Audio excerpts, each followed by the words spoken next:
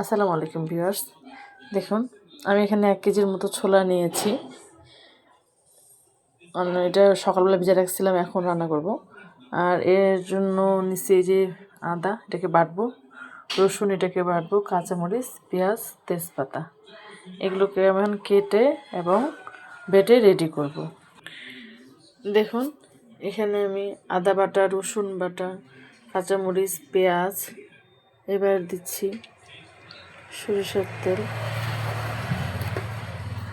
তারপরে রাখছি এখানে আমি দারচিনি, লং, ছোটো এলাচ, বড় এলাচ, এটা হচ্ছে গোটা মশলা।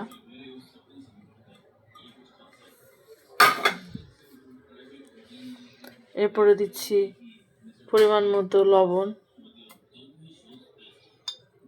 তারপরে এই যে জিরার গুঁড়া করছি, জিরা, ধনিয়া,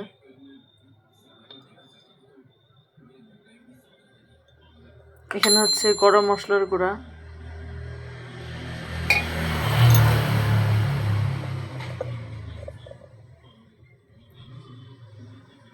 হলুদ,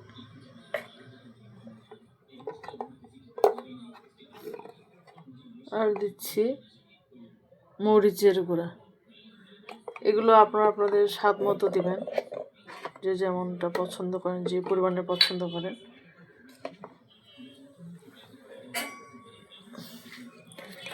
এরপর এগুলো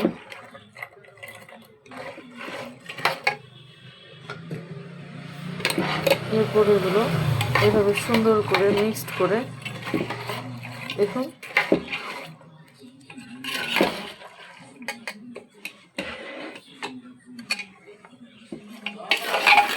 এভাবে একটু মিক্সড করে নিতে হবে।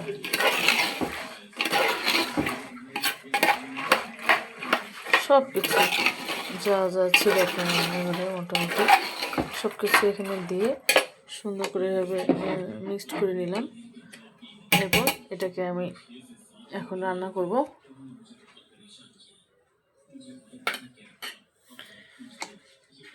রান্না শেষে দেখাবো কেমন হলো। দেখুন ভিউয়ার্স, আমি সিটি দিলাম, সিটি দেওয়ার পরে এই যে একটু কষায় নিচ্ছি। এভাবে কষায় নিয়ে আপনারা কেমন সিদ্ধ খেতে পছন্দ করেন, কত বেশি ভুনা খেতে পছন্দ করেন, সেটার উপরে ডিপেন্ড করবে বাকি রান্নাটুকু আপনি খেয়ে করবেন। আমি আবার একটু এইভাবে ভুনায় কষায় সব মশলাগুলো মাখা হয়ে যাবে গায়ে। হ্যাঁ, তারপরে অবশ্যই দেখবেন লবণটা ঠিক হলো কি না, কারণ ডালে তো আবার বেশি লবণ দিলে সিদ্ধ হতে চায় না, এই জন্য লবণ দেওয়ার সময় লবণটা একটু কমই দিতে হয় সিদ্ধ করার সময়। এখন সিদ্ধ হয়ে গেছে, তো এখন আবার একটু টেস্ট করে দেবো যে লবণটা কেমন আছে। তো হলো, যদি লবণটা ঠিক হয়ে যায় তো ওইভাবে কষে তারপরে রান্না করে নেবো। এটা আপনারা পোলাও দিয়ে খেতে পারেন, এমনি খেতে পারেন, মুড়ি দিয়েও খেতে পারেন, অনেক ভালো লাগে। আমার সবভাবেই খেতে ভালো লাগে, এমনিও খেতে ভালো লাগে, পোলাও দিয়েও, মুড়ি দিয়েও। হ্যাঁ, এটা অনেক ভিটামিন একটা খাবার, অনেক বেশি হাই প্রোটিন, গরু মাংসের মতো। তো বাসায় ট্রাই করবেন এবং জানাবেন কেমন লাগলো। আসসালামু আলাইকুম।